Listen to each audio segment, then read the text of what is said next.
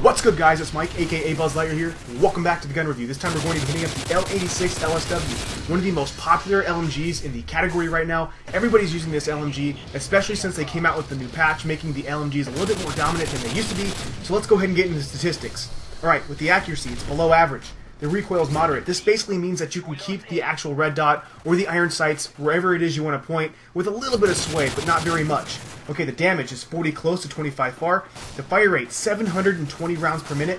The damage per second is 480 close to 300 far. And then the mag size is 100. Now, while this gun actually packs one hell of a punch, it's one of the weaker, that was a failed concussion grenade. It's one of the weaker LMGs in the category.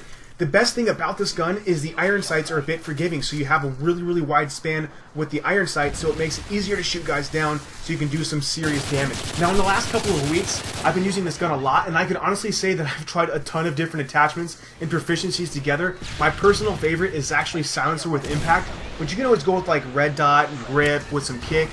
Maybe some speed if you get that high in the game. I think you unlock speed at like level 21. Highly dominant. You can see in this clip right here that I'm actually using the ACOG. So with this particular gun, there's a whole bunch of different ways that you can switch it up and have a lot of fun with the gun.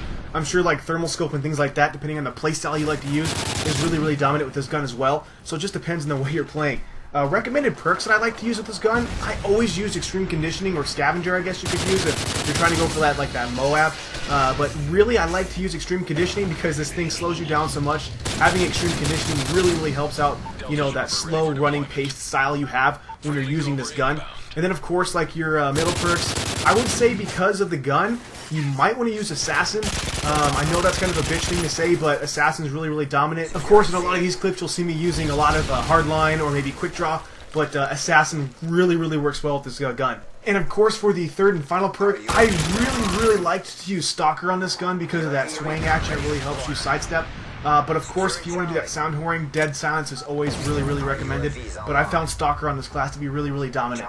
Okay, with the number of shots to kill, to the head, you've got 2 close, 4 to far. To the neck, you've got 3 close, 5 to far. Into the torso, you've got 3 close, 5 to far. So with that being said, the LMGs can actually keep up with most of the assault rifles in their category because they've made these guns a little bit stronger, so it's a lot more fun to use these guns. So on a separate side note, I wanted to tell you guys real quick, this is the same gameplay on the map Sanctuary, I think the name is, but I just skipped forward a little bit because I wanted to show you something kind of cool in this gameplay.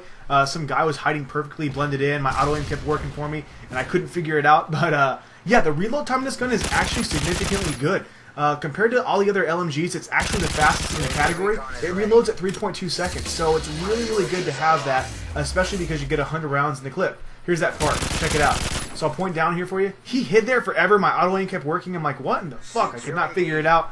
In a couple of minutes here, I get the kill, but I was just like, I could not figure out where he was. Another thing, rapid fire in this gun, I hated it. I tried using it. The recoil was absolutely retarded. I could not use the gun. I don't know if you guys like to use rapid fire or if you've even tried it, but I don't recommend it. I thought it really sucked. It made the gun really crappy.